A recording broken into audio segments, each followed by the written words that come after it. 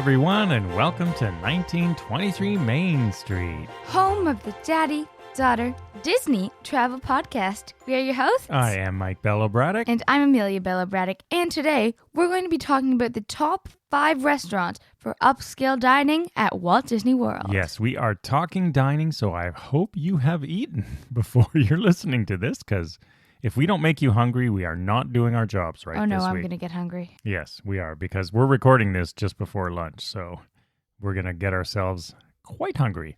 And, you know, the whole reason I had for this episode was hopefully we're coming towards the end of this pandemic and, you know, we're trying to plan Walt Disney World vacations once again, and the restaurants are going to start reopening. Some of the ones on this list are still closed, but what we thought is, you know, your next vacation there is going to be extra special. It's been a long time, probably for many of you. And so if you're looking for one special upscale sort of fine dining experience, these are our top. Well, I don't know if they're our, because I think you may have different picks, but I do. I have 5 recommended restaurants here. All right. And Amelia will chime in with the younger person's point of view on all of them. So if you want a really nice dinner out, I would recommend one of these 5. And I do have a couple of honorable mentions at the end. I do not have them, I don't really think, in any order. I do.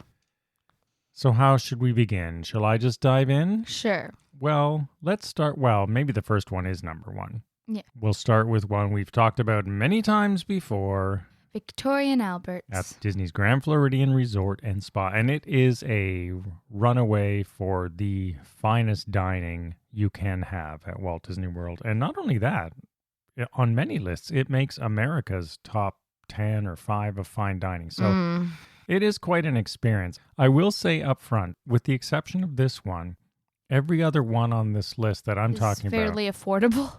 Well, not. We'll get into that in a minute, but I was going to say kid-friendly.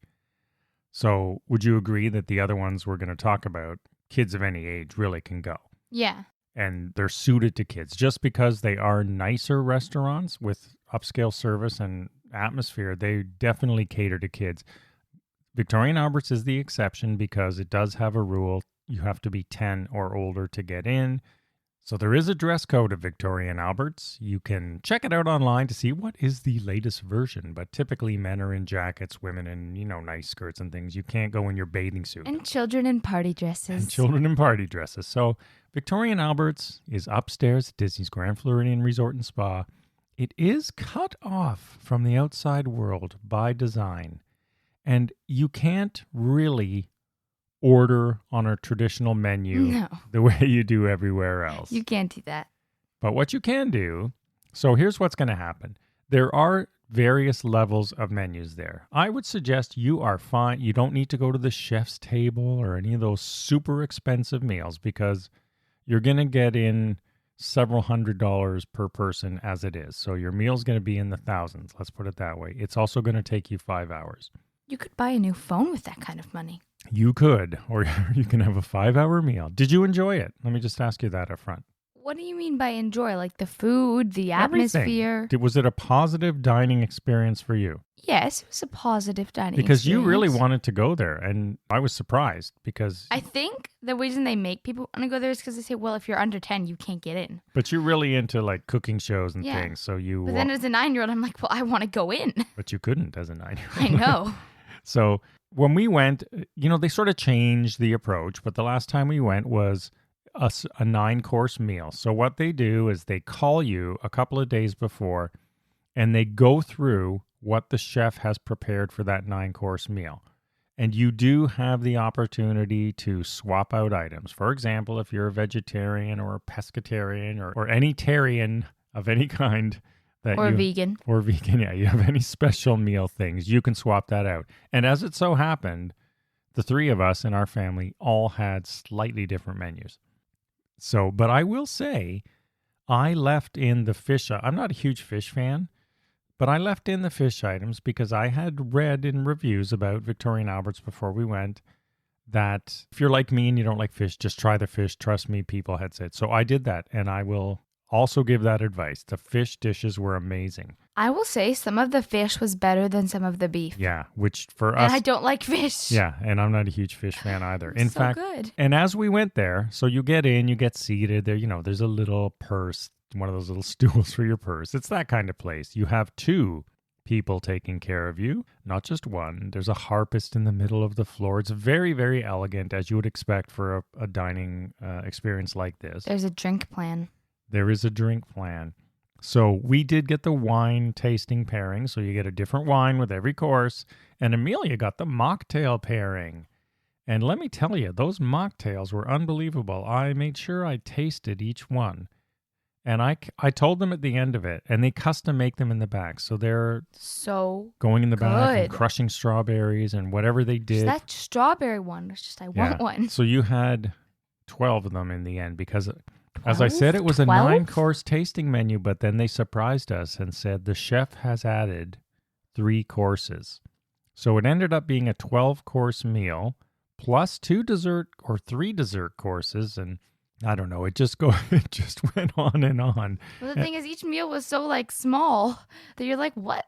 This is... Yes, if you haven't done one of these before, you're getting the first couple and you're thinking, what is these bite-sized chunks? So then you fill up on bread. The bread's good, but don't fill up on that bread. Yeah, the bread is just as good as everything else. So if not better. by the time you get to your 12th course or 12th glass of wine, and they're not full glasses, but they did refill some of ours actually. You're going to be stuffed. So don't feel like you're going to leave there hungry, because you will not. But it is quite an experience, Oh, yeah. I think that's the word you used to describe it, an experience. So it's sort of in a league of its own on this list. It's not, although I was going to say it's not something you do every time, but I remember one of our servers saying, oh yeah, well, our regulars who come in here, we're going, are Who's you a regulars? regular at this? I mean, it's not even the money, which is part of it. It's just, it's so much to do regularly. And by regularly, do you mean once a year? Or Well, if they call them regulars, you'd think they're seeing them more than once a year. But I don't know. We didn't press them on it. Who would do what?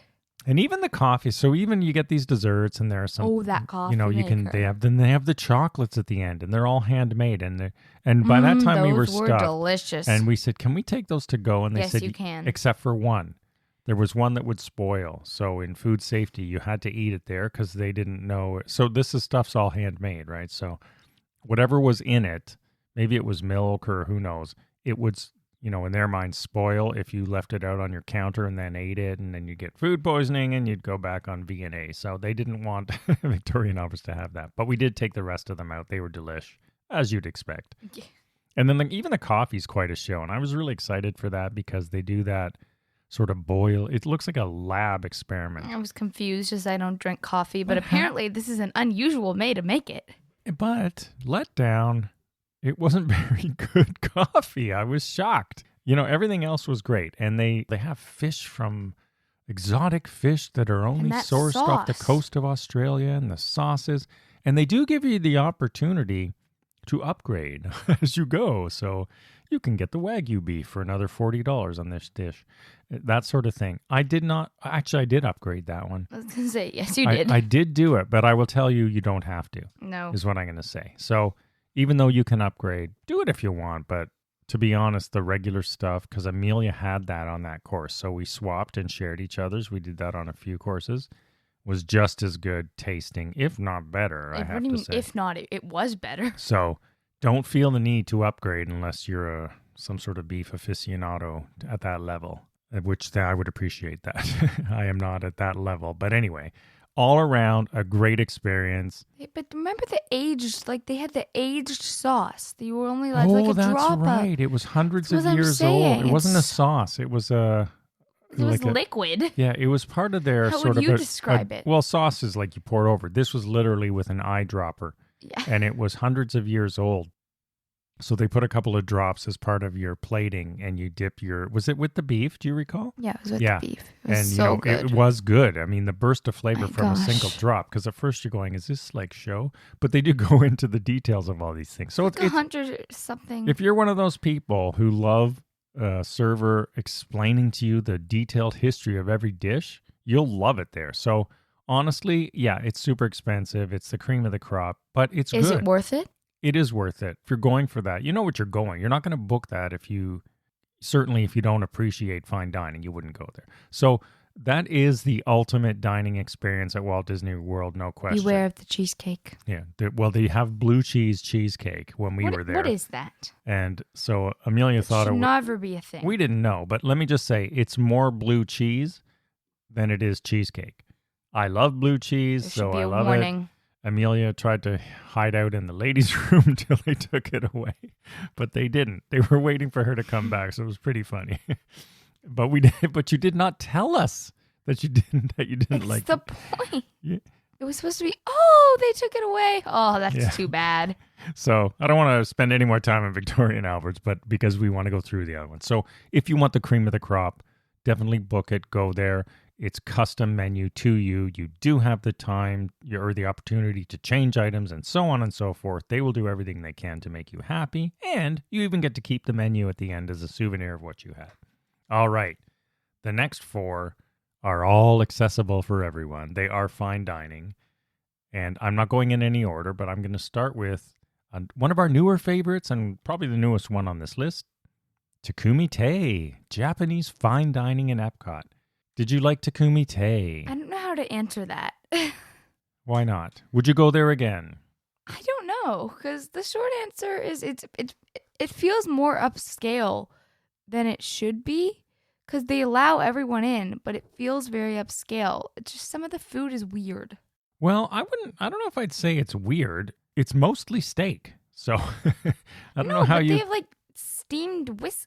Okay, what is that? So it's Japanese fine dining. So would you agree it is fine dining? It's fine dining. Yeah, it's a very upscale restaurant. Other than the steak, it's kind of weird dining. I would say it's very kid-friendly because our server, I forget her name now, but she was quite nice. She made you... We were in the origami. Yes, we were in the paper room. They have different rooms. They explain to you each room. It's minimalist Japanese style. There is no, dress half decent, but it's not like Victorian Albert's. There was a good song playing. I think I wore the same outfit, just minus a blazer and a pin. Yeah. And so it's quite nice, quite elegant. And you're going to find there strip steak, Wagyu beef, but they also have salmon, duck, sea bass, prawns, and of course, sushi and sashimi. I don't like those things, but you may. And there's a tasting menu if you want to try all of them. So it's pricey. It's probably the next priciest one. It's not Victorian Albert's pricey, but some of these things are over $100 or close to $100 on a menu or an item. So for total or? No, per person. So, and even the kids menu, 300, 3,000, the price drop. Yeah, it's not Victorian Albert's level, but it is fine dining, but it is quite good. The beef was good. You loved it. And the desserts, if you recall, they were odd Japanese style, but really good. And even the children's menu had Wagyu short ribs. So that's the type of thing, right? So even the children's menu. So if you have a fussy kid eater who wants peanut butter sandwiches, I don't know if you'd go there. Although they'd probably accommodate it, I would have to say, because I find them pretty accommodating. But it is, if you like Japanese and if you like beef in particular or sushi and sashimi, it's... Or if you are visiting from Japan or any country that will have native food, I assume. I've never been, but and if you looks Japanese. Yeah, it is. And if you like Japanese whiskey, as Amelia was alluding... I have no idea. The cherrywood smoked whiskey was, a bit showy, but quite good. And you could taste the smoke in the whiskey. And they have quite an extensive whiskey list there of Japanese and others. So really good all around. Fancy whiskey's a thing. If you like upscale Japanese, definitely for a special dinner. Hopefully it's reopened soon. That's one to do. Moving on, we have California Grill. Now, this is a family favorite. It is Aaron's favorite. It's quite good. Do you like it there? Yeah, I do. They're really kid-friendly. They are. In fact, they sometimes give you table utensils that I forget what they're specifically called. Yes. So California Grill is the top of Disney's contemporary resort. It's surprisingly kid-friendly. You get great views all around. And what Amelia was talking about is we go here quite often. Fairly often, yes. So we've been here quite a bit. And one time when she was younger, I don't know, maybe you were 7, something like Probably that. 8, 9. They have a little scraper where they scrape the breadcrumbs off the table, right? It's a special tool just for that. And Amelia loved it. She was going through a phase where she wanted to be a waiter. So she would always stand up, grab all the menus. I still want to be a waitress. That has not ended. We just haven't gone to restaurants and take in a our year. orders like the servers do. And so they saw this and they gave her a special one, wrote her a special note. So she took that home with her. So that was pretty cool. But it changed its menu. It's probably 8 or 9, maybe even 10 years now. It's always been good, but now it's got this sort of California twist to it. It is called California Grill. Yes, it has a great wine menu if you like California wines. But I think it has one of the biggest ranges of menus. Here's the type of things you can get there. And then I'll tell you my favorites. You can get wood-fired pizza, sushi, grouper, scallops, chicken, grilled pork, oak-fired fillet of beef, short ribs, Wagyu steak, pasta. So honestly, there is something for everyone. There's so much choices. There's so much choices there. So many. Yeah, so many choices. And my personal favorites are not going to be a surprise to you. The oak-fired fillet of beef and the grilled pork tenderloin, which was on the previous menu, is really good. It's been a sort of a long-standing thing there. And it's done over hardwood, I believe. So it's quite tasty. Do you have a favorite there? Steak. The steak is your favorite. The steak is my favorite anywhere.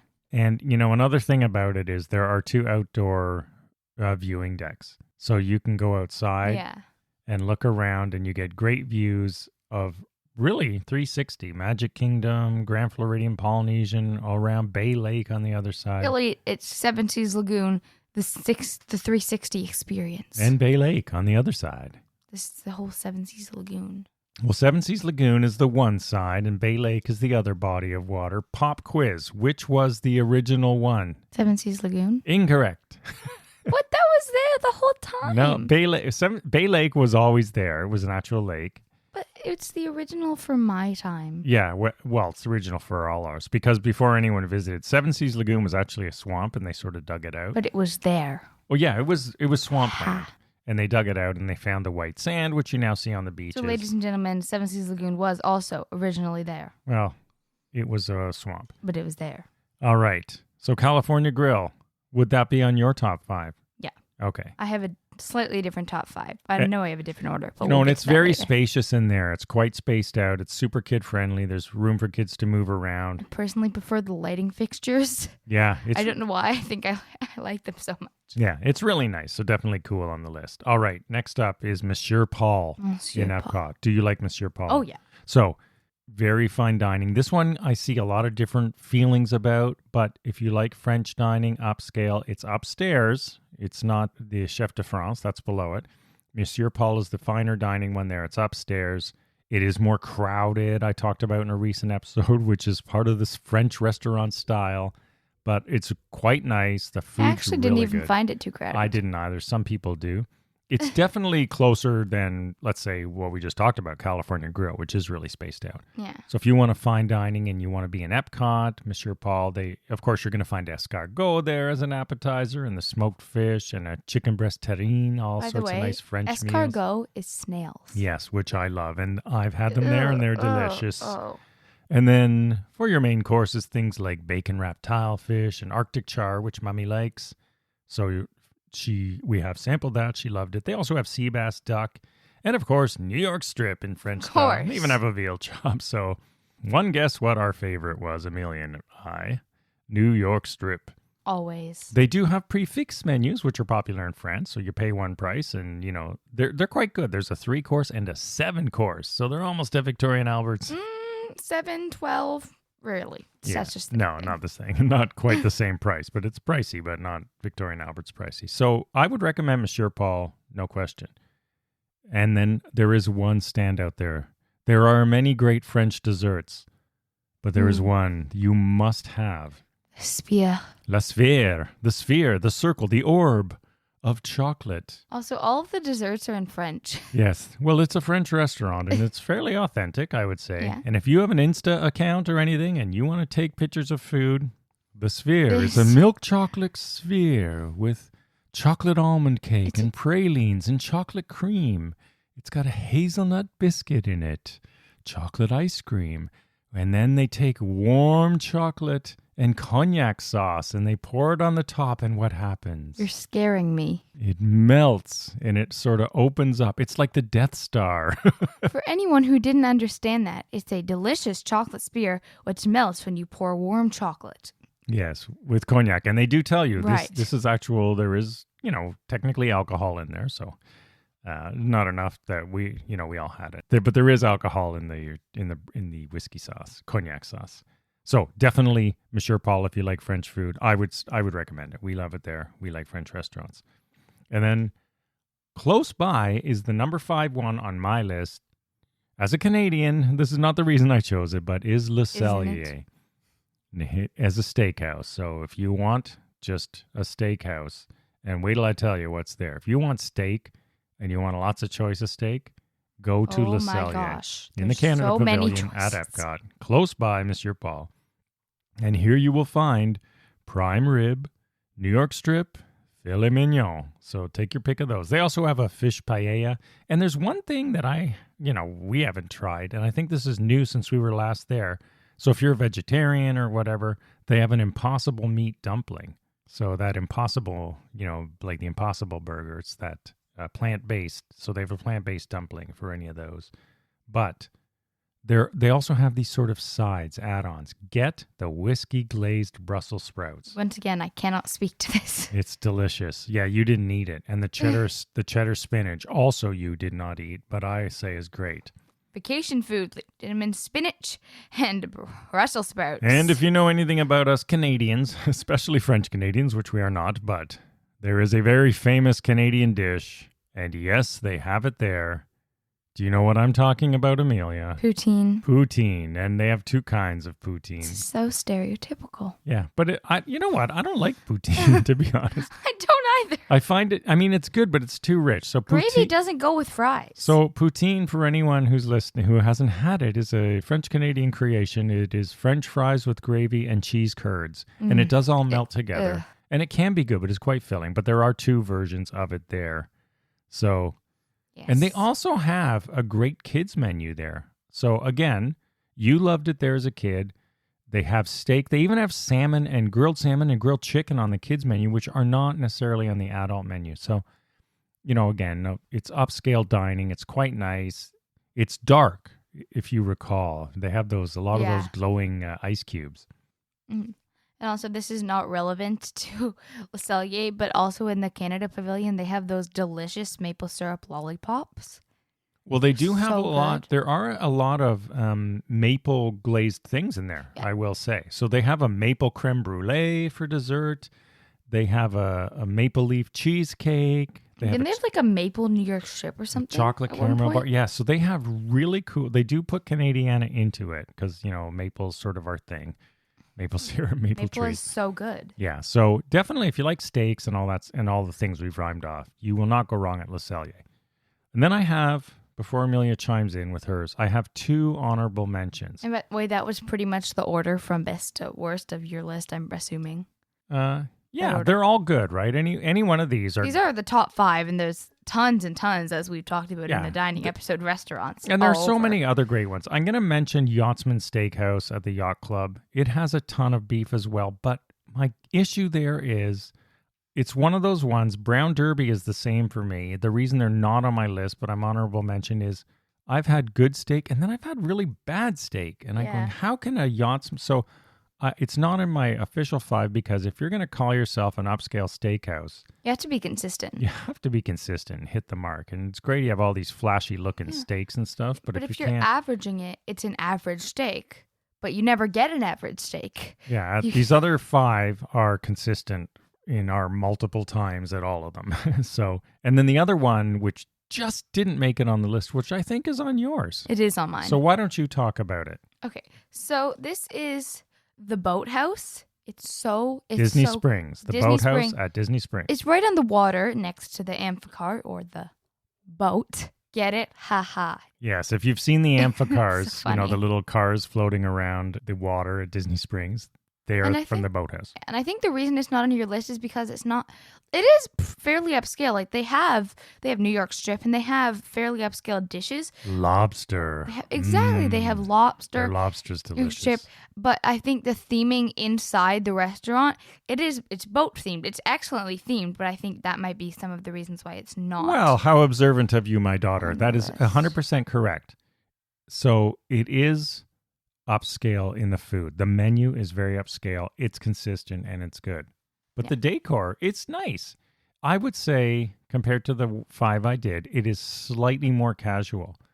So if you like, If you're just going for the food and not necessarily the decor, because I'm judging based on the deliciousness of the food. yeah, That's what I I'm would say judging. it's closest to California Grill in that sort of more relaxed atmosphere. It's not a quick service or anything, or an Applebee's. Nothing against those places, but it's more upscale than that. Yeah. But it does have more of a casual feeling about it. But it still makes my list. Yeah. So I would agree with you. If you want upscale dining, and the lobster at the boathouse, I think it may be the only thing I've ever So- had there. So I can't comment on the whole menu. So although you two have eaten other things. It's consistent. It's good. I have to get that lobster when I go there. Good service. I don't really order good the location. lobster, steal it from you. And lots of cool seating in Bloody there, good. right? The other ones are booths or booth. tables, but I they had a- have one of I them's had a a boat boat. booth. Yeah, one of them's a boat. Like they have some sort of neat seating, It's so cool. and it Which is. I think is why kids would like going there, because if you're an adult, you can get like lobster and steak. Those are high end food. But Yeah. if you're a kid, you're like, hey, I'm in a boat. Yeah, and it's right I'm on the sitting in a boat. It's right on the water. Whereas Le Cellier and Victorian Albert's are really sort of cut off from the world. Le Cellier is it means the cellar, right? So it's sort of like that. California Grill's much more airy and open, like this one, although it's up high. Takumi Te also inside, in room, sort of cut off from the outside world. So yeah, I'll go with that. Boathouse. Did you have any others that I did not have? No, but I had a completely different order. Well, not completely. Okay, so let me say, as a younger person, if someone's going with kids, what would you recommend as 2 or 3 if you want a really nice dinner with the family? Assuming you know your kids if you're listening, and I'll They're gonna- rank the ones we've discussed. okay, So in number 7, the Yachtsman, you probably don't even remember. Yachtsman, I don't, but I remember you complaining about it a Yeah. lot. And I remember good steak, but I think I also remember bad steak. So that's number 7. My list. Secret number 6 option, Takumi Te. Okay, And then number 5 is Victoria and Albert's. really? Because the food is really good, but then some of it is like not super kid friendly. That is true. I- That's why they don't allow Yeah. kids. And the first time you went there, you were 10, or probably the only time.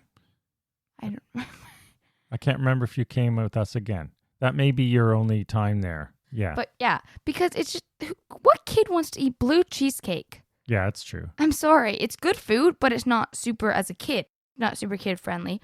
And I will just chime in and say, of all the ones, yeah. I mean, they say 10, but it doesn't, you wanted to go there. Otherwise, we probably wouldn't have No, taken you and there. it was a good experience. I'd go there again. It's just maybe kids, like other kids, don't have a sophisticated Make sure palate. that's a good point. Make sure your kid is not a picky eater because they might not like it. Yeah. Okay. And then number 4, Le Cellier. It's good. It's just not as good as my top 3. And I'm doing this based on food.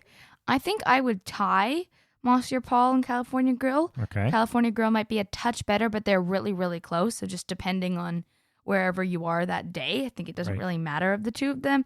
And then number 1, this is going to shock you, the Boathouse. Really? It is my favorite restaurant in So if I Walt say Disney we want World. an upscale meal, you're going to pick the Boathouse. Yeah. I know because the Mommy's going food to pick is California Grill. But the food is upscale, and that's what, like lobster and steak. That's upscale food. That's not, a quick service meal. No one serves lobster at quick service. Yeah, no, yeah, that's true. Not good lobster anyway. And if you're wondering, there are things like Narcoossee's or Citricos that are not on this list because, in our opinion, we've said this before, they're okay, but they've dropped out from their fine dining, but the food quality has put them out. Their atmosphere may be good. Citricos I would put over Narcoossee's if you want something at the Grand Floridian other than Victorian Albert's.